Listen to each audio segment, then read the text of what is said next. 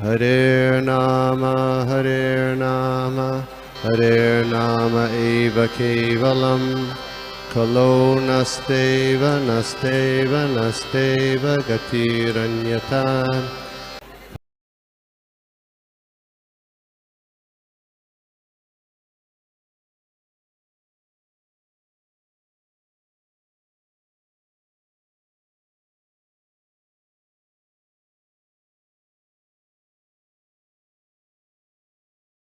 हरे कृष्णा। सभी के चरणों में दंडवत प्रणाम। सभी वैष्णव के चरणों में दंडवत प्रणाम। मेरी आवाज ठीक से आ रही है? यस माता जी। हरे कृष्ण। तो आज का भागवतम के तृतीय स्कंद का श्लोका नंबर अध्याय नंबर 4 का श्लोका नंबर 30 है। तो वो पढ़ने से पहले हम प्रार्थना करेंगे भगवान से, गुरु भगवान से और सभी वैष्णव से कि ये जो भागवतम का जो बोलने का सेवा है, बस मैं उसके लिए प्रयास करूंगी और उसके लिए आशीर्वाद दे, और जो मुझे माध्यम बनाया वो सही तरीके से हो जाए। आपको वही संदेश मैं ठीक से पहुंचा पाऊं मेरे माध्यम से। ओम नमो भगवते वासुदेवाय। ओम नमो भगवते वासुदेवाय। ओम नमो भगवते वासुदेवाय। नारायणं नमस्कृत्यं नरं चैव नरोत्तमं देवीं सरस्वतीं व्यासं ततो जयमुदीरये। नष्टप्रायेषु अभद्रेषु नित्यं भागवत सेवया भगवती उत्तमश्लोके भक्तिर्भवति नैष्ठकी। ॐ अज्ञानतिमिरान्धस्य ज्ञानाञ्जनशलाकया चक्षुरुन्मिलितं येन तस्मै श्रीगुरुवे नमः। श्रीचैतन्यमनोभीष्टं स्थापितं येन भूतले स्वयं रूपकदा मह्यं ददाति पद अंकितम्।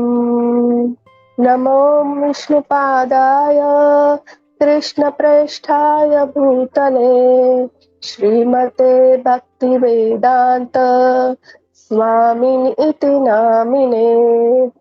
नमस्ते सरस्वते देवे गौरवाणी प्रचारिणे निर्विशेषा शून्यवादी पाश्चात्य देशतारिणे। जय श्री कृष्ण चैतन्य प्रभो नित्यानंद श्री अद्वैत गदाधर श्रीवासादि गौर भक्त वृंद। हे कृष्ण करुणा सिंधु दीनबंधु जगतपते गोपेश गोपिका कांत श्री राधा कांत नमस्तुते। तप्त कांचन गौरांगी श्री राधे वृंदावनेश्वरी वृषभानुसुते देवी प्रणमामि हरिप्रिये। वाञ्छाकल्पतरुभ्यश्च कृपा सिन्धुमेव च पतितानां पावनेभ्यो वैष्णवेभ्यो नमो नमः। सर्वस्य चाहं हृदि सन्निष्टो मता स्मृतिर्ज्ञानपोहनश्च वेदेषु चाहम् अहं वेदान्तकृतवे विदेह चाहम्।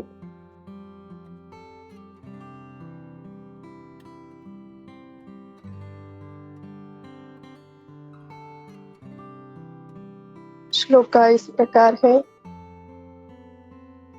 अस्माल्लोकात् उपरयते मयि ज्ञानं मदाश्रयम् अर्हते उद्धव इव तथा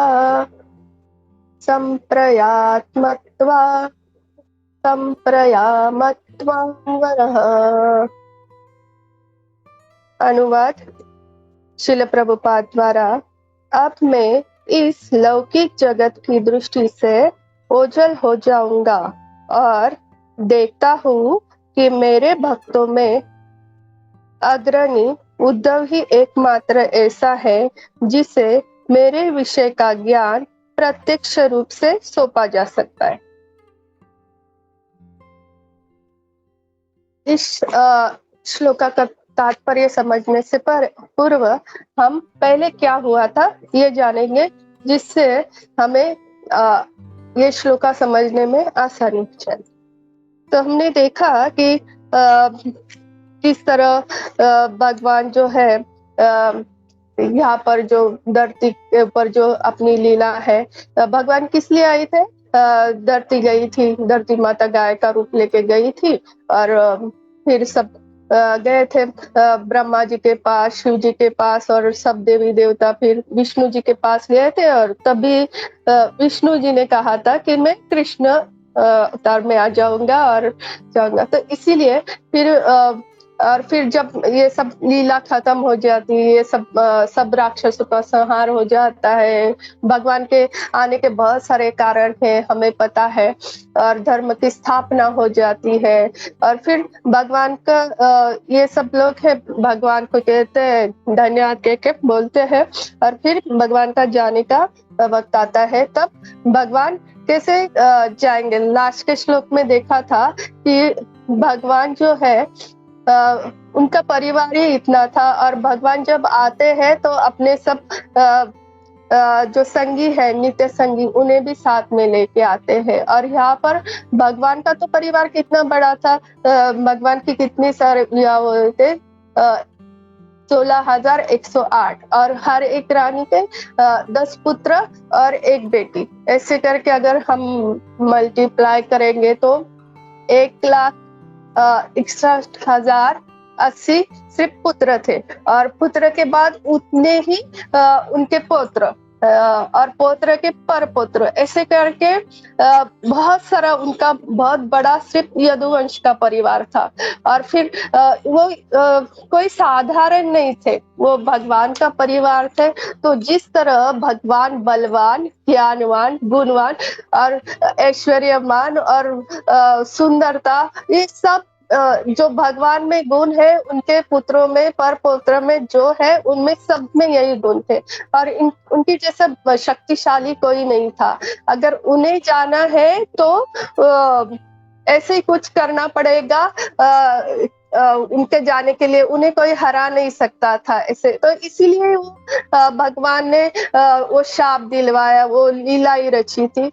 तो फिर इसीलिए, और फिर वो जब मुसली के सब टुकड़े करके वो समुद्र में बहा देते हैं, तो वो भगवान को पता है वो प्रभास क्षेत्र में गए, इसलिए फिर सब अपने जो यदुवंशी है उन्हें बोलते हैं कि आप प्रभास क्षेत्र जाओ। और फिर हमने देखा कि किस तरह यदुवंशी आपस में लड़ते हैं, तो और सब खत्म हो जाते हैं। तो फिर परीक्षित महाराज जो है वो सुखदेव गोस्वामी जी से प्रश्न पूछते हैं, अगर सब यदुवंशी खत्म होने वाले थे तो फिर ये जो है कुछ लोग कैसे बचे?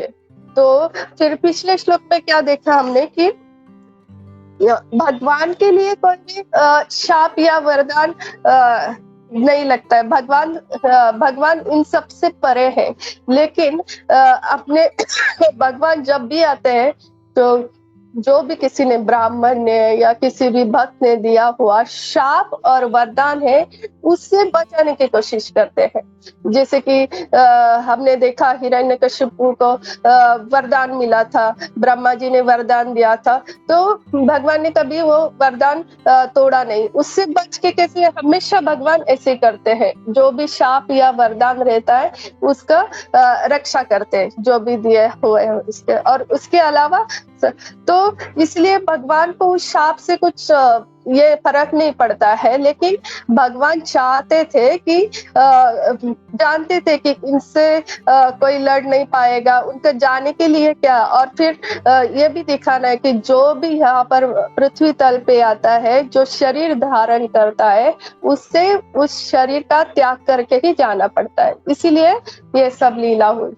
और फिर उससे पहले जब यदुवंशी को सब आपस में लड़के गए, उससे पहले भगवान ने विदुर जी से कहा था आप बद्रिकाश्रम चले जाओ, और लेकिन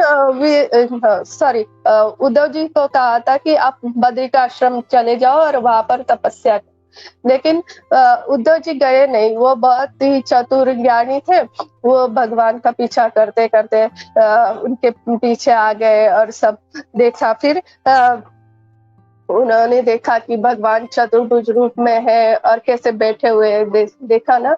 हमने वो चित्र भी देखा था कि किस तरह भगवान वहां पर प्रभास क्षेत्र में आए, और फिर एक बहुत बड़ा नहीं, छोटा सा ही वट का वृक्ष था, उसके नीचे बैठे हुए हैं, चतुर्भुज रूप लिया है उन्होंने, और अपनी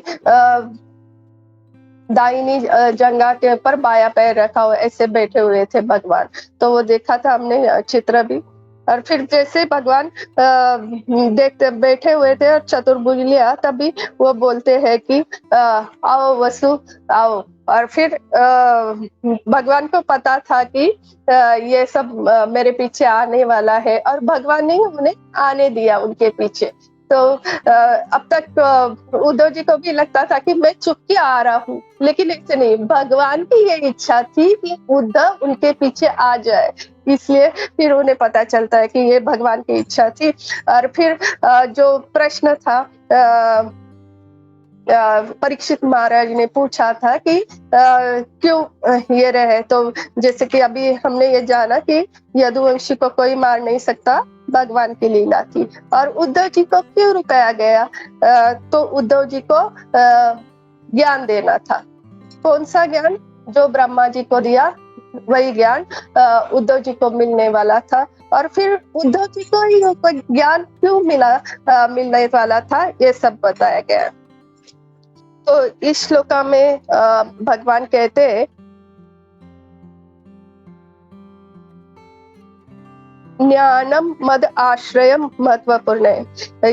इसमें ये जो मेरे संबंध में सब कुछ जानता है और जिसने मेरा आश्रय लिया है। और फिर दिव्य ज्ञान के भी 3 विभाग होते हैं, निर्वेश ब्रह्म, सर्वव्यापक ज्ञान तथा भगवान के विषय में जानने का ज्ञान। इसमें सब में क्या भगवान के विषय में जानने वाला जो ज्ञान है, इसे भगवत तत्व विज्ञान कहलाता है। ये हमने प्रभुपाद जी ने हमें लिख के दिया है। इसमें से हमने जाना कि जो भगवान के विषय में जानने का ज्ञान होता है वो सबसे विशेष ज्ञान है। तो फिर हम अभी इनके बारे में जानेंगे, उद्धव जी के बारे में। वो कैसे, तो हमें पता है कि उद्धव जी जो है वो छोटे से थे, उनकी आयु 5 वर्ष की थी, तब से वो भगवान की छोटी छोटी गुड़िया बना के उनके साथ खेला करते थे। और उनकी बुद्धि इतनी संलग्न थी कि जब सारे बच्चे लोग खेल खेलते हैं या कुछ करते, वो ऐसे नहीं करते थे। वो भगवान के इसमें ध्यान में हमेशा लगे रहते हैं, और बहुत इतने ज्यादा होशियार थे कि देवता के, स्वर्ग के देवता है, उनके जो गुरु है बृहस्पति, वो उनसे बहुत ज्यादा प्रभावित हुए और उन्होंने उन्हें अपना शिष्य बनाया। तो ये बृहस्पति उनके शिष्य गुरु है। बृहस्पति जिस तरह अर्जुन के गुरु द्रोणाचार्य भौतिक दृष्टि जो गुरु होते, वैसे ही उनके जो भौतिक दृष्टि वाले जो गुरु है वो बृहस्पति बने। और जिस तरह अर्जुन के गुरु भगवान स्वयं भगवान श्री कृष्ण है, वैसे ही अब उद्धव जी के गुरु आध्यात्मिक गुरु भगवान कृष्ण बनने वाले थे। तो उनके लिए ये कैसे बचपन से ही उन्हें और भक्ति थी, और फिर उन्हें वो सब ऐसे जानते भी थे कि सब में परमात्मा है, भगवान सब में बैठे हुए, ये सब ज्ञान जो तीनों ज्ञान है, निर्विश ब्रह्म, सर्वव्यापक परमात्मा तथा भगवान के विषय में, ये सब ज्ञान था उन्हें। लेकिन और उन्हें ये इच्छा थी कि मुझे भगवान का संग करना चाहिए, और उनकी इच्छा इस जन्म से नहीं थी, उनके पिछले जन्म से थी। पिछले जन्म में जो वसु थे और सब देवी देवता जब यज्ञ कर रहे थे, तो सब अपने इच्छा अनुसार सब मांग रहे थे कि उन्हें क्या चाहिए, क्या वो सब अपनी अपनी इच्छा के अनुसार सब कुछ मांग रहे थे। लेकिन ये जो वसु है वो ऐसा मांग रहे थे कि मुझे भगवान का प्रत्यक्ष संग चाहिए, मुझे भगवान का प्रत्यक्ष संग चाहिए। तो ये उनकी इच्छा भगवान ने पूरी की, और यहाँ पर लगभग 100 साल या उसके ऊपर वो भगवान के साथ रहे। तो ऐसे जो ज्ञानी है, ये जब बृहस्पति के पास जाते हैं स्वर्ग में, तो वो कितने सारे शास्त्र सब अस्त्र कला सब उन्हें आती है, उसमें पारंगत हो जाते हैं, नीति शास्त्र, धर्म शास्त्र, और भक्त तो थे ही, ये सब शास्त्रों में वो विपुल हो जाते हैं। और जैसे ही भगवान वृंदावन से मथुरा आते हैं, कंस का वध करते हैं, तो भगवान का संग तब से उन्हें प्राप्त होने लगता है। लेकिन भगवान क्या अपने प्रिय भक्त को हमेशा एकदम ऊपर की श्रेणी में देखना चाहते हैं, और उनकी भक्ति को और ज्यादा जागरूक करना चाहते हैं, कोई भी छोटी सी भी कमी नहीं रहनी चाहिए। तो भगवान क्या करते हैं, बोल जैसे ही आते हैं उद्धव जी के पास, तो उद्धव जी को बोलते हैं कि मेरे जो गोकुलवासी है उनके लिए पत्र लेके जाओ। वो सब उद्धव जी के ऊपर कृपा करने के लिए वो सब वृंदावन में इनको भेजते हैं, भगवान उद्धव जी को भेजते हैं। फिर जब वृंदावन में गोप गोपिया, नंद महाराज, राधा रानी, सब सखिया देख के उन्हें इतने सारे रस मिल जाते हैं।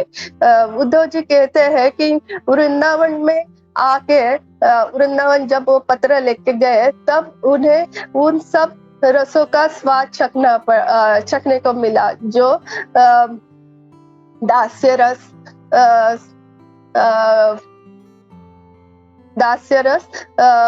मातृरस, दास्य रस, मातृरस, साख्य रस, और आप बोलिए।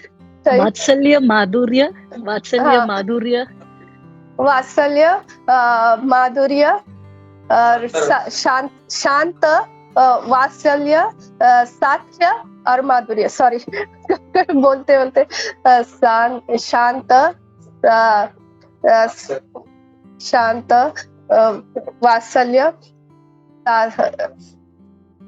माधुर्य, सभी चारों रस का उन्हें स्वाद चखने को मिला। और जब उन्होंने वो गोपियों का भगवान के प्रति प्रेमा भक्ति देखी, तो उनका हृदय एकदम गदगद हो गया, और उन्हें जो अपने आप के ऊपर उन्हें घमंड नहीं था, वो भक्त थे, लेकिन वो उन्हें ये था कि जो भगवान ने उन्हें कहा था कि जो वृंदावन में सब गोप गोपी, नंद महाराज, यशोदा मैया जो मेरे विरह में व्याकुल है, उन्हें समझाओ।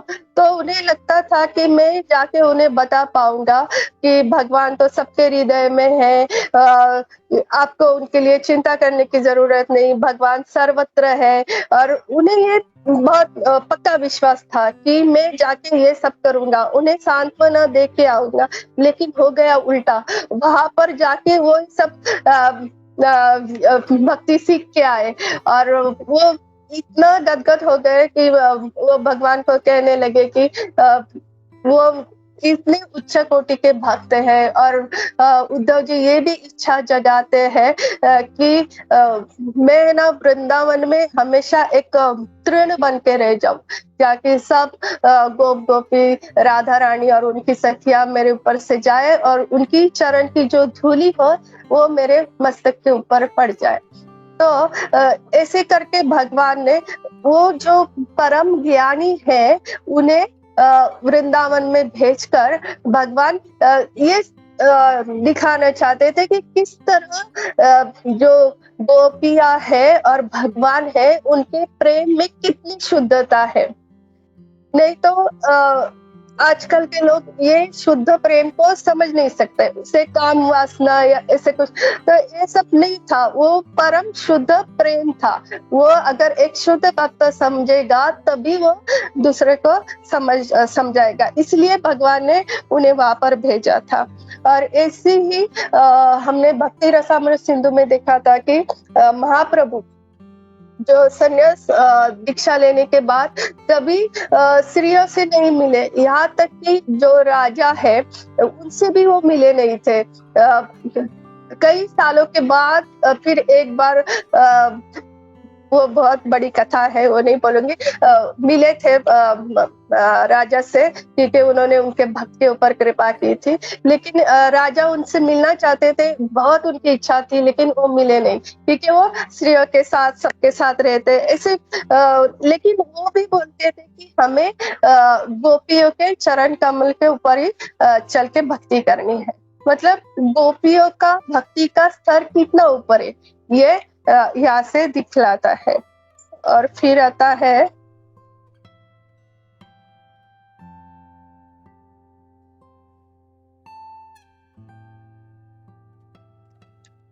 इसलिए भगवान ने उद्धव जी को चुना था, क्योंकि उद्धव जी जो है अभी प्रेमा भक्ति के स्तर पे आए थे और फिर वो जान सकते थे कि वो ज्ञान लेने के लिए लायक थे। और ये जो भगवान का ज्ञान है वो सभी को नहीं मिल, वो कौन सा ज्ञान देने वाले थे? जो 4 श्लोक ब्रह्मा जी को गए थे। ब्रह्मा जी कौन थे? भगवान ऐसे ही किसी को ये ज्ञान नहीं देते, जो सबसे बेस्ट। ब्रह्मा जी कौन थे? पृथ्वी के रचयिता और बुद्धि के बने, उनका शरीर भी बुद्धि से बना हुआ, सब उन्हें भागवतम का ज्ञान दिया। दूसरा किसको दिया? उद्धव जी को भी देने वाले, उससे पहले लक्ष्मी जी को भी दिया था। हमने भागवतम के प्रथम स्कंद में ये सब देखा है कि भागवतम का ज्ञान किसी किसी को दिया और शिव जी को भी दिया था। अभी शिव जी के बारे में हम एक छोटी सी कथा सुनेंगे जो पद्म पुराण में आई थी। एक बार शिव जी जो है वो तप कर रहे थे और फिर उन्हें ये मन में लगा कि मुझे जो चाहिए वो किसे मिलेगा, तो वो भगवान विष्णु की तपस्या कर रहे थे। और जब वो भगवान विष्णु की तपस्या करने लगे तो भगवान विष्णु चतुर्भुज रूप में उनके सामने आए, तुरंत सामने आए, बहुत ज्यादा समय नहीं लगाया, तुरंत सामने आए और बोले कि आपको क्या चाहिए? तो शिव जी बोले मुझे आपकी दर्शन करने की लालसा है। तो बोले ये तो मैं आपके सामने हूँ, कर लीजिए दर्शन। नहीं, मुझे आपके ये नहीं, मुझे आपके 2 भुजा वाले रूप के दर्शन करने हैं, उनसे वो चाहिए। तो वो बोले उसके लिए तो आपको वृंदावन जाना पड़ेगा। फिर वो वृंदावन में आते हैं और जब वो वृंदावन में प्रवेश करते हैं तो उन्हें इतनी लाइट दिखती है कि इतने सारे करोड़ों सूर्य का प्रकाश जैसे आ रहा है, उन्हें कुछ दिख नहीं रहा है। और उन्हें सिर्फ फिर वो प्रार्थना करते हैं, भगवान मैं आपको देखना चाहता हूँ। और ये क्या? तो बोलते हैं कि आप मेरा दर्शन कर सकते हो। और तुरंत वो जो ब्रह्म ज्योति का प्रकाश है वो हट जाता है और भगवान के, सिर्फ भगवान के नहीं, भगवान के साथ श्री श्री राधा रानी के भी दर्शन शिव जी को होते हैं। और फिर बोलते हैं भगवान की क्या आपकी इच्छा क्या है? तो बोलते हैं कि आपकी क्या इच्छा पूरी करूं? वर मांगे। तो वो बोलते हैं मुझे सिर्फ आपका शिष्य बनना है, दीक्षा दीजिए। और फिर उन्हें भी दीक्षा दी जाती है। तो हम देखते हैं कि जैसे हर एक पुराण की शुरुआत या भागवतम के प्रथम स्कंद में भी देखा था, शिव जी है वो माता पार्वती जी को भागवतम की कथा सुना रहे। और एक पेड़ पे कथा सुनाने से पहले बोलते, माता पार्वती जी बोलती है कि मुझे अमर कथा सुननी है, तो बोलते हाँ, उसके लिए हम एक ऐसा स्थान चुनेंगे जहाँ पर कोई नहीं, आप कथा सुनती रहो, लेकिन एक शर्त रखते हैं, सिर्फ जब भी मैं कथा जब बोलूंगा तो मेरे नेत्र बंद रहेंगे और तुम्हें बीच बीच में हूँ करने का है। और जब भागवतम की और ऐसे करके वो अमर कथा सुनाने के लिए कहा जाते हैं, अमरनाथ जाते हैं और डमरू बजा के सबको खाली, सब जगह खाली करते हैं। लेकिन जहाँ पर कथा सुना रहे थे उसके ऊपर एक पेड़ के ऊपर एक तोता है, तोते का बच्चा, वो अंडा था उसमें से बच्चा निकला, वो रह जाता है। और जैसे चौथे स्कंद तक आते हैं और माता पार्वती सो जाती है और वो ही तोता बोलता है करके, और फिर जब भगवान शिव आँख खोलते हैं तो फिर वो कैसे भाग के जाता है और व्यास जी की पत्नी के मुख में जाता है। और फिर हमें फिर से भागवतम सुनाने के लिए सुखदेव गोस्वामी 16 साल व्यास जी के पत्नी के गर्भ में रह के फिर आ जाते हैं। तो ऐसे शिव जी को भी भागवतम मिली है। और लक्ष्मी जी को भी, लक्ष्मी जी भी ऐसे सुनना चाहती थी, तो लक्ष्मी जी को भी भागवतम भगवान विष्णु ने दी है, तो उन्हें सुनाई है।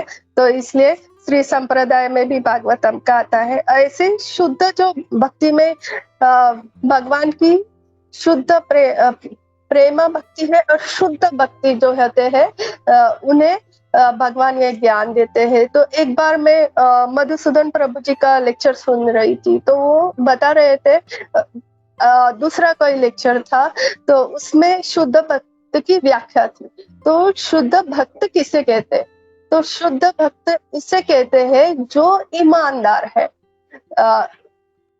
जो हर एक चीज के लिए भगवान उसके लिए भगवान के प्रति कृतज्ञता व्यक्त करता है। ईमानदार, उसका कभी बेईमानी नहीं करता, वो शुद्ध भक्त है, इसे प्रभु जी बोल रहे थे।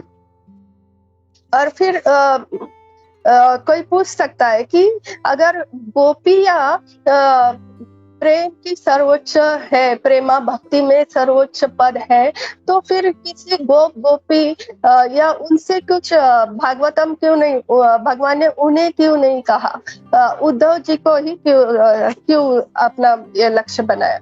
अगर जैसे अभी भी हम देखते हैं, अगर कोई लोग क्या समझते हैं, जो भी भक्त है उन्हें कम बुद्धि वाला समझते हैं, तो उन्हें कैसे चाहिए?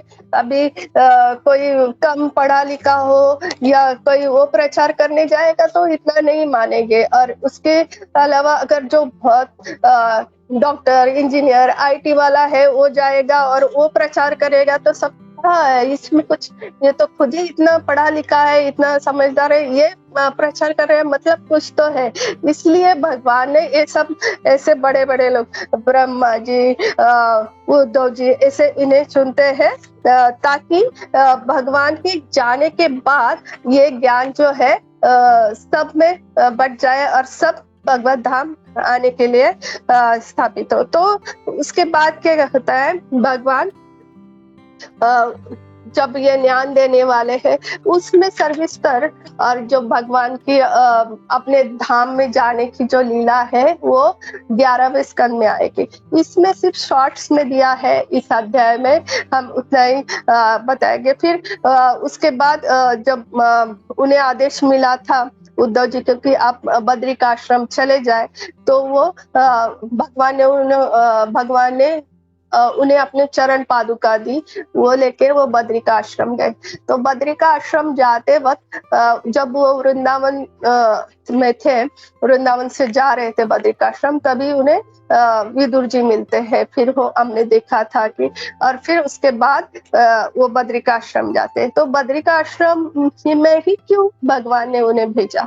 तो बद्रिकाश्रम में नर नारायण जो है वो मिलनसार जो जीव है, अर्थात जो भगवान की भक्ति करते हैं, भगवान के पास आना चाहते हैं, उनके लिए तप करते हैं। अच्छा विग्रह है और वो कहते हैं कि वहां पर अभी भी नर नारायण ऋषि तप करते हैं। तो और उद्धव जी जो है उनका जो इच्छा थी कि वसु थे तब से कि मैं भगवान का संग करूं, और यहाँ 100 साल तक रोज भगवान का दर्शन हो रहा है। भगवान जब भी उद्धव जी को आवाज देते थे उनको इतना उनका हृदय प्रेम से गदगद हो जाता था। इतने सुंदर मधुर स्वर में उन्हें उद्धव कह के पुकारते थे। वो हमेशा उद्धव जी को याद रहता था, और भगवान के जाने के बाद उन्हें बहुत असहनीय ये हो गया। इसलिए भगवान ने कहा कि आप बद्रिकाश्रम जाओ, वहां पर के जो लेडीज है वो साक्षात है, तो वहां पर जाके उन्हें अच्छा लगेगा।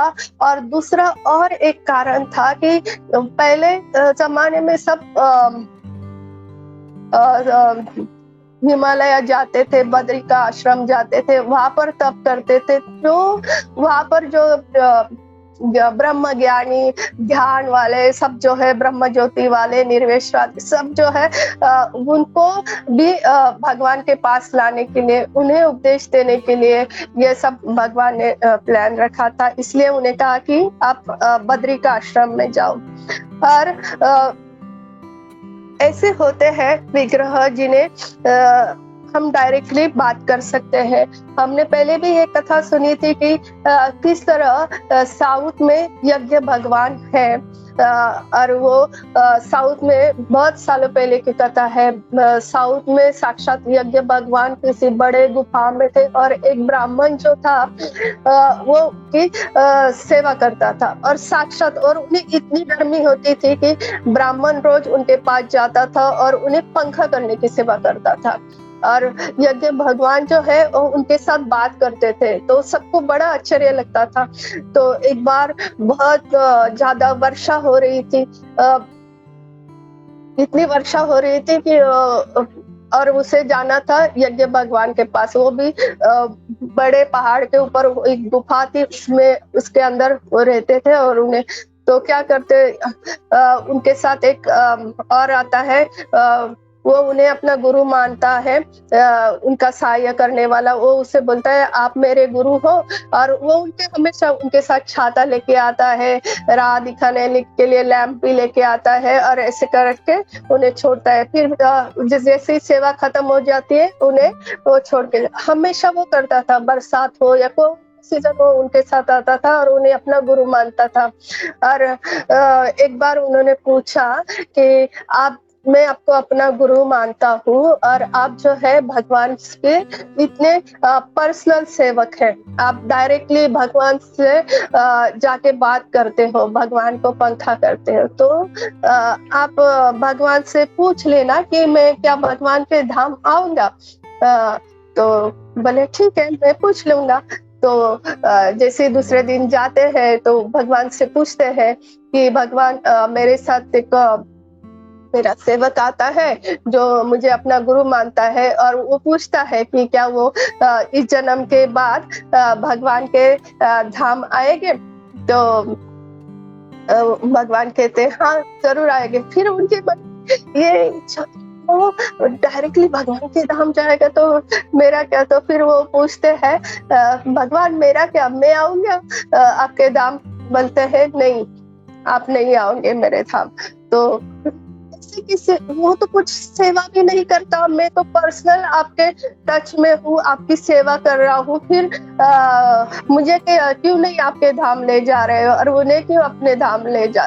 तो बोले ये तभी संभव है जब तुम किसी को अपना गुरु बना और सेवा करोगे। उसने तुम्हें अपना गुरु बनाया है, वो तुम्हारी सेवा करता है, इसीलिए मैं उसे प्राप्त हूँ।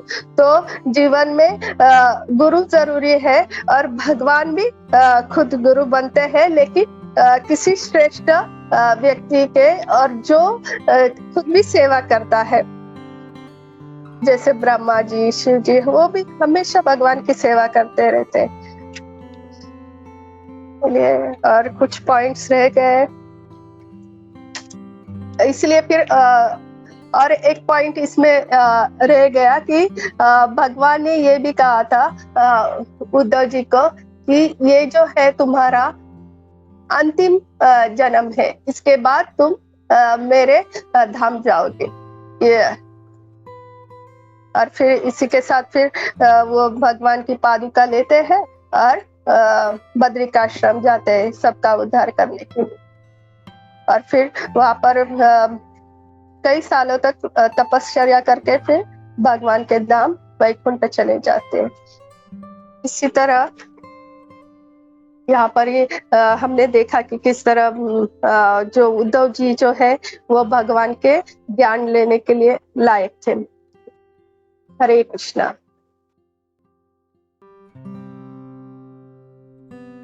हरे कृष्णा माता जी। आपका क्लास इतना अमेजिंग है, बिकॉज मैंने नोट किया, पर इतना पास्ट टाइम्स आप हर लाइन में आप इंट्रोड्यूस करते हो नो, तो समझने में प्रेम भक्ति भी समझने में इतना आसान हो जाता है बिकॉज ऑफ अब जो पास्ट टाइम्स डिस्क्राइब कर रहे हैं। जस्ट मैं नोट कर रही था उद्धव के उससे वहाँ पास्ट टाइम से स्टार्ट करके अपने सुखदेव गोस्वामी और तोता तक सब बता दिया माता जी। It was very interesting and engrossing class. मेरा टू important points आपने जो बताया वो बहुत अच्छा था। why Uddhav, why not gopis? क्यों उद्धव को भगवान ने चुना एंड गोपियों? बिकॉज उद्धव को भी आपने बताया कि वृंदावन जाने से उद्धव को भी पता चला कि गोपियों का जो रिलेशनशिप है भगवान से वो सबसे श्रेष्ठ है। देन ऑब्वियसली किसी को क्वेश्चन आएगा क्यों भगवान ने सबसे वो श्रेष्ठ है, एंड उद्धव जी भी वो कह रहे हैं, चैतन्य महाप्रभु भी वो कह रहे हैं, सो गोपियों को क्यों नहीं चुना? उसका भी अब बहुत एक्सेलेंट आंसर दिया। इट इज लाइक समाज तो ये कलयुग में या समाज ऐसा है कि वो भक्त को they don't recognise the value of a भक्त। सो सब एजुकेशन के पीछे ही जाते हैं, एंड जो ऐसा बात करते हैं देन वो सुनेगा। पेट डॉक्टर है, इंजीनियर है, या may be even a lawyer. So ऐसे लोगों को वो सुनते हैं, सो इसलिए it is like Uddhav ji को चुना। देन ये पॉइंट भी बहुत अच्छा लगा माता जी, किसको ये who can be the recipient, वो किसको ये ज्ञान मिलेगा या किसको भगवान चुनेगा? अपने लिस्ट बताइए, Brahma ji, Lakshmi ji and Shiv ji, and उसका भी वो पास्ट टाइम सब बताए थे। एंड उद्धव जी भी ऐसे लेवल के भक्त है, got selected to give the knowledge to the future generation. मतलब it's just few points that I wanted to share. So when I looked at the verse, ये ट्रांसेंडेंटल नॉलेज का 3 डिपार्टमेंट्स होता है, एंड सो भगवान, सो ब्रह्मन, परमात्मा and भगवान। सो ये श्रीमद् भागवतम 1.2.11 में भी इसका रेफरेंस है। ये ट्रांसेंडेंटल नॉलेज 3 प्रकार का होता है। वदन्ति तत्त्वविदस् तत्त्वं यत् ज्ञानम् अद्वयम् ब्रह्मेति परमात्मेति भगवान इति शब्दयते। इनफैक्ट कल श्रीमद् भागवतम क्लास में भी इसका रेफरेंस, शाम को कैंटो 6 में भी इसका रेफरेंस एक्चुअली आया माता जी। सो यहाँ ये 3 रियलाइजेशन भगवान या एब्सोल्यूट ट्रूथ का रियलाइजेशन है, एंड ये तीनों ठीक है, पर डिफरेंस क्या है? एक्सटेंट ऑफ रियलाइजेशन, एंड किसको ये ज्ञान प्राप्त होगा? जो उपनिषद स्टूडेंट ऑफ उपनिषद, ये पर्पॉट में ऐसा ही लिखा हुआ है प्रभुपाद जी ने, स्टूडेंट्स ऑफ उपनिषद, उसको ये इनकम्प्लीट ब्राह्मण या ब्राह्मण एफल्जेंस का रियलाइजेशन होता है। जो योगीस होते हैं उसको परमात्मा का रियलाइजेशन होता है, एंड जो भक्त है, शुद्ध भक्त है उद्धव जैसा, वो भगवान का रियलाइजेशन होता है। यानी ये भक्ति में भी हमने देखा है कि एक प्रोसेस है। It is not like immediately कोई भक्त बन जाता है। सो उत्तम स्तर पे प्रेम भक्ति तक हमें पहुंचना चाहिए, एंड उसका भी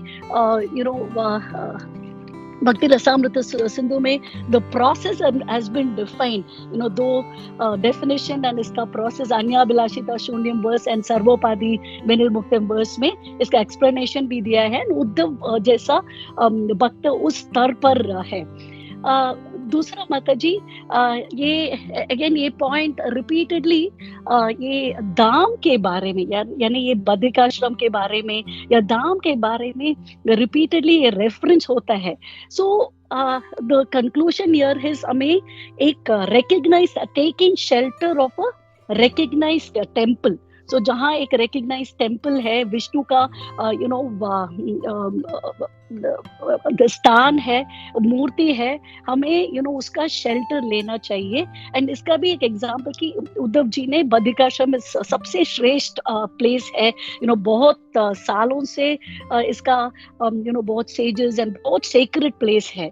ग्रेट पर्सनालिटीज यहाँ रह चुके थे and there was a message also. And एक प्रभु जी एक्चुअली कह रहे थे ऐसे में वृंदावन जैसा ऑटोमेटिकली कृष्णा कॉन्शियसनेस हो जाता है इस जगह में, बिकॉज भक्त कॉन्स्टेंटली वो चैंटिंग एंड उसका इन्फ्लुएंस होता है। I just wanted to share one more point, ये भी कल क्लास में गोविंद मनोहर प्रभु जी ने बताए थे। हमें 64 प्रिंसिपल्स ऑफ डिवोशनल सर्विस है, इसमें द लास्ट 5 सबसे इम्पोर्टेंट है क्योंकि वो हमारे भक्ति को एक्सेलरेट करता है। एंड उसमें एक point living in the Dham, and दूसरा ये पॉइंट भी हमें इस 64 प्रिंसिपल्स में नंबर 7 भी धाम के बारे में कहते हैं। सो द पॉइंट इज क्यों बार बार रेपिटेशन है, क्यों 64 प्रिंसिपल्स में रूप गोस्वामी ने क्यों रिपीट किया? रेपिटेशन इसलिए है टू शो द इम्पोर्टेंस या मुख्यत्व of that particular principle. So हमें ये धाम के बारे में भी it is also very important. So the point is here, Uddhav ji जैसा प्योर डिवोशनल सर्विस मार्ग में हमें जाना चाहिए। एंड उसका भी आपने मधुसूदन प्रभु जी का लेक्चर में ये पॉइंट बहुत अच्छा, ईमानदारी हम किसी को दिखाना नहीं चाहिए, भगवान को पता चलेगा हम ईमानदार है या नहीं। सो उसको भी हम आंसरेबल है। So we don't have to prove that to anybody.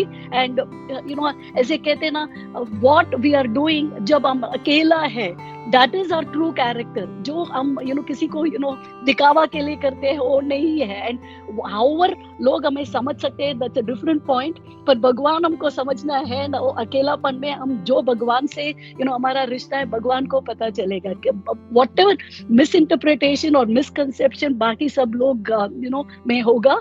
And in fact I feel sometimes कुछ प्योर डिवोटीज को हम समझ भी नहीं सकते हैं, बिकॉज उसका रिलेशनशिप विद भगवान इतना पवित्र, इतना ईमानदारी से चलता है। Hare Krishna Mataji. Thank you for the opportunity, and once again thank you for the excellent session. Dandavat Pranam. हरे कृष्णा माता, बहुत बहुत धन्यवाद। बहुत बहुत सुंदर पॉइंट्स आपने रखे। हरे Krishna. Thank you Mataji. Dandavat Pranam.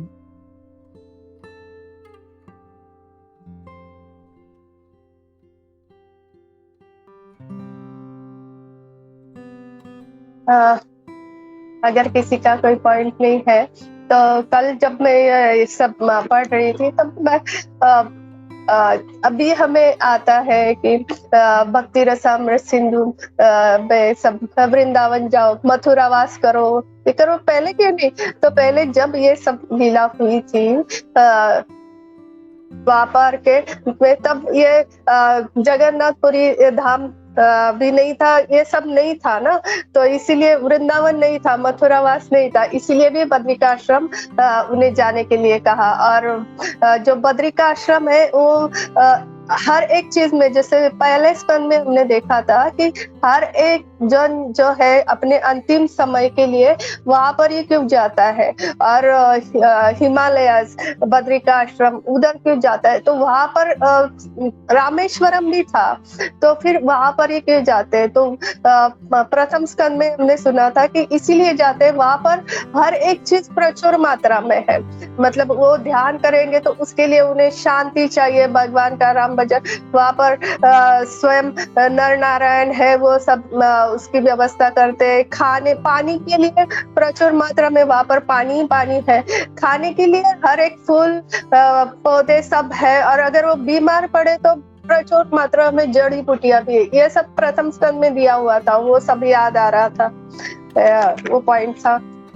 और आप लोग जो ये करते हैं तो उससे क्या होता है, सिर्फ आपका श्रवणम नहीं, जैसे जया ने कहा कि हमारा भी श्रवणम होता है। श्रवणम तो आप करते हो ये क्लास में बोलने के लिए, फिर याद भी रखते हो, तो इसीलिए आपका स्मरण भी हो जाता है, और आके बोलते हो तो उसका कीर्तन भी हो जाता है। तो एक साथ आपका तीन चीज होता है, और उससे क्या होता है, सबसे आप ऐसे कि मुझे ये सेवा मिली है इसलिए मैं कर रही, और ये करते करते जब उसमें आपको इतना आनंद आने लगेगा ना, तो मैं भी जब पहले पहले सुनती थी तो मुझे ये 3 घंटे का लेक्चर ये सब सुनने को अच्छा नहीं लगता था। मैं कितना शॉर्ट्स है वो देखती थी, 15 मिनट का है, हाँ तो आधा घंटे का है, 15 मिनट का है, ऐसे ऐसे छोटे छोटे देख देख के फिर जब वो रस आ गया तो पूरा दिन भी अगर भागवतम कथा कहने के लिए बैठाए तो वो अच्छा लगेगा, वो रस आने लगता है। तो वो आप लोग ये बहुत अच्छी सेवा करते हैं और इतने सारे अच्छे अच्छे पॉइंट्स लाते हैं, इसलिए धन्यवाद।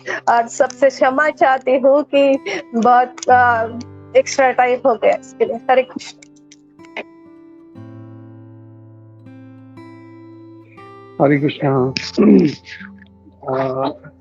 यहाँ पे खाली मैं ये एक पॉइंट यहाँ पे ऐड करना चाह रहा था, जैसे जो 3 मार्ग बताए हैं प्रभुपाद जी बोलते हैं भगवत ज्ञान के लिए, ब्रह्मेति परमात्मेति भगवानेति। तो प्रभुपाद जी तो बोल रहे हैं कि जो भगवान का साक्षात्कार है वो सबसे टॉपमोस्ट, लेकिन हम उसको कैसे, फिर भी हम लोग देखें तो कितने लोग अभी भी ब्रह्मवादी हैं। आई थिंक भक्तों से ज्यादा ब्रह्मवादी लोग हैं, परमात्मावादी लोग हैं। तो भक्त जो है quantity is still very less. तो ऐसा क्यों है? बिकॉज वो इसका इम्पोर्टेंस नहीं जानते हैं। और जस्ट टू अंडरस्टैंड दैट, अभी हम लोग जस्ट एक दिन पहले या 2 दिन पहले हम लोग जब भक्ति रसामृत पढ़ रहे थे, तो उसमें आई थिंक 15 चैप्टर था। उसमें श्री रूप गोस्वामी जी कहते हैं कि ये जो ब्रह्म ज्योति है, ये उनके शत्रु जो हैं, कंस है, शिशुपाल है, जो उनका इतना द्वेष करते हैं। हम जानते हैं शिशुपाल कितना द्वेष करता था, हमेशा गाली देता था भगवान को। बोलते ऐसे लोगों को भी ब्रह्म ज्योति आराम से प्राप्त हो सकता है। That means that is not so important. और जैसे उद्धव जी भी बोलते हैं और चैतन्य महाप्रभु बोलते हैं कि हमें गोपियों का पद चिन्ह पे चलना है। सो उससे हम समझ सकते हैं कि जो भगवान का साक्षात्कार है दैट इज टॉप मोस्ट। तो ये एक जस्ट एक पॉइंट मुझे नेक्टर ऑफ डिवोशन से याद आया, तो just wanted to add that. और दूसरा ये था कि भगवान सिर्फ इंटेलिजेंट लोगों को कोई क्यों चुनते हैं, that was very nice point. क्योंकि अगर कोई अनपढ़ आदमी अगर कोई बोलता है भगवान के बारे में तो उसको कोई सुनेगा नहीं। तो जैसे वैजी माता नहीं बोला, इसलिए डॉक्टर्स, लॉयर्स ये सब जब प्रचार करते हैं तो लोग ज्यादा सुनते हैं। तो that was very intelligent point. Hare Krishna.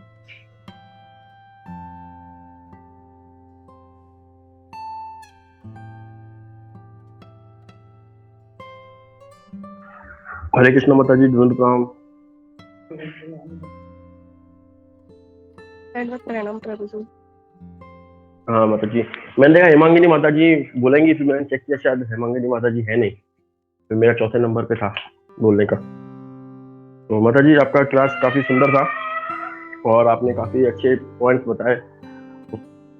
एक पॉइंट तो ये था कि वो गुरु वाला जो बताया कि एक शिष्य उसको गुरु स्वीकार करता है ना, और गुरु शिष्य स्वीकार करने के बाद वो भगवान से पूछता है कि वो आ पाएंगे क्या। तो बोलता हाँ वो तो आ जाएंगे, लेकिन आप नहीं आ पाओगे क्योंकि आपने अभी तक गुरु स्वीकार नहीं किया है। तो इसमें गुरु की महिमा भी आपने बताई और उद्धव जी के बारे में काफी अच्छा बताया। और भी लास्ट में बद्रिकाश्रम के बारे में बताया कि उस वक्त मथुरा या वृंदावन धाम थे नहीं, क्योंकि उस वक्त तो भगवान वहाँ पे थे, उसके जाने के बाद वो सारा धाम बना है ना। और बद्रिकाश्रम में सारी व्यवस्थाएं थी, पानी की व्यवस्था थी, खाने की व्यवस्था थी, सब कुछ व्यवस्थाएं थी। तो ये आपने सारा बताया क्लियर। और माता जी मेरा एक प्रश्न था आपसे कि जैसे कि हमारा शरीर यहाँ पे पंच तत्व बना हुआ है ना, और 3 सूक्ष्म है हमारे पास तत्व, मन बुद्धि अहंकार। और अभी आपने बताया कि ब्रह्मा जी का पूरा शरीर बुद्धि तत्व से बना हुआ है। तो क्या ब्रह्मा जी के शरीर में केवल मन और अहंकार से रहित है, वो केवल बुद्धि तत्व से उनका पूरा शरीर बना हुआ है, और 5 तत्व भी नहीं है उनमें जो यहाँ पे भौतिक जो अभी हमारे संसार में है? हरे कृष्ण माता जी, ये प्रश्न है।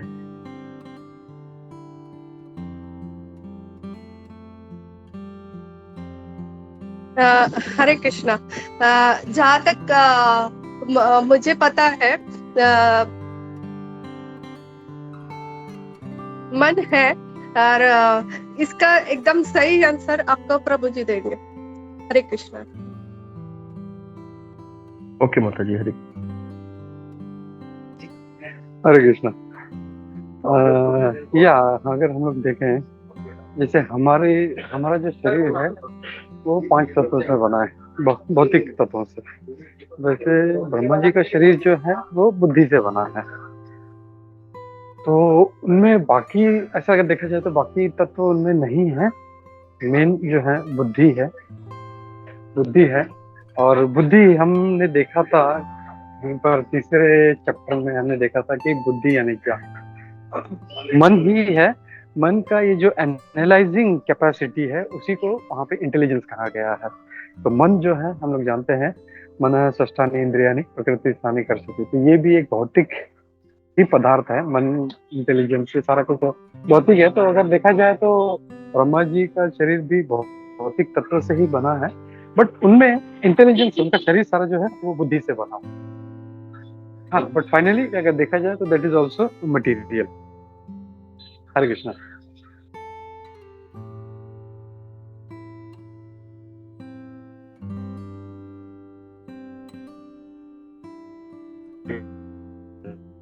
उसके लिए प्रभु जी ब्रह्मा जी को जीव तत्व कहते हैं ना प्रभु जी? करेक्ट, या वो जीव तत्व ही है, और उसका शरीर भी जो है वो भौतिक तत्व से। I think I don't know whether that answers प्रभु जी। आपका शंका का समाधान हुआ कि नहीं पता नहीं।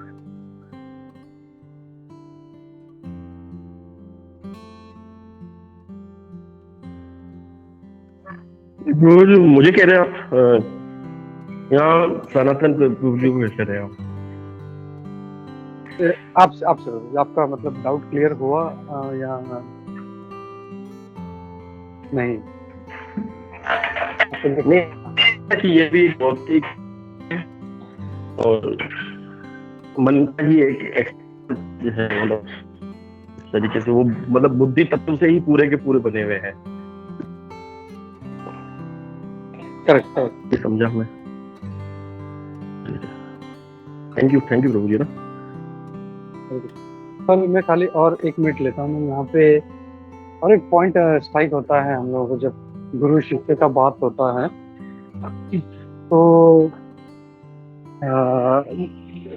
लोग दीक्षा लेते हैं, आगे बढ़ते हैं भक्ति में, लेकिन यहाँ पे एक बहुत इम्पोर्टेंट बात हम लोगों को ये समझना है कि हमारा जो सारा परंपरा है वो शिक्षा परंपरा है।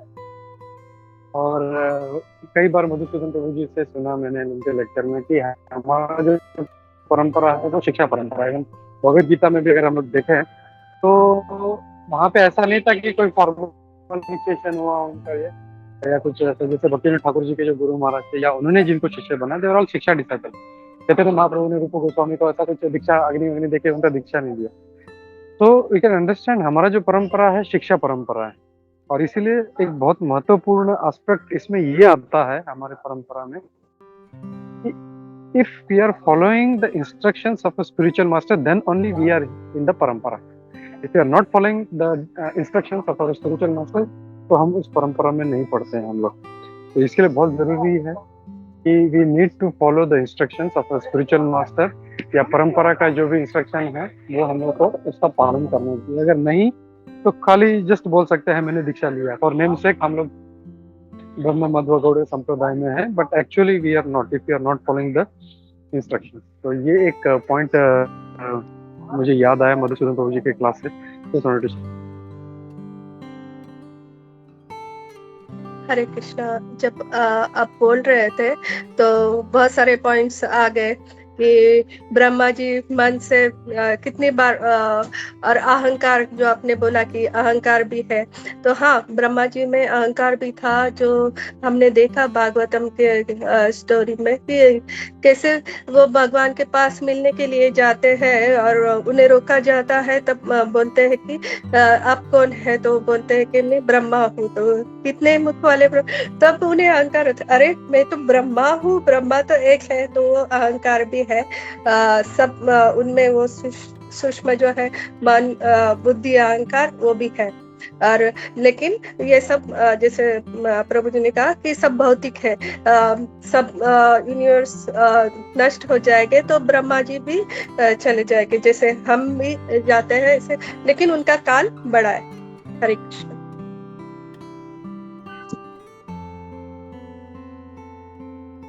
हरे कृष्णा माता जी, आपके एक पॉइंट से मेरे को एक पॉइंट याद आ रहा है, अगर समय हो तो मैं शेयर करूं, मतलब अगर क्या पता गोपी मनोहर प्रभु भी इस पे कुछ बोल सकते हैं। यस, जरूर जरूर। जैसे मैं एक चीज समझा अभी अभी जो कुंजेश्वरी माता जी ने बताया, तो जैसे हमारा शरीर 5 तत्वों से मिलकर बना है ना, तो उसमें प्रधानता है पृथ्वी की, है ना, और बाकी सब सूक्ष्म होते जाते हैं। मन बुद्धि अहंकार तो दिखते ही नहीं है, ये तो हम शिक्षा ज्ञान ग्रहण करते हैं तो पता चलता है कि हमारे अंदर मन अलग है, बुद्धि अंदर अलग, अहंकार अलग है, बहुत सूक्ष्म मात्रा में है। तो वैसे ही मतलब मेरा जो ये समझा हूं मैं कि जो ब्रह्मा जी हैं, तो उनका जो शरीर है वो बुद्धि तत्व प्रधान है, उसमें बाकी सब सूक्ष्म मात्रा में हो जो दिखते ही नहीं हो। ये मैं थोड़ा समझा, अगर ये करेक्ट है तो प्लीज बताइए मुझे।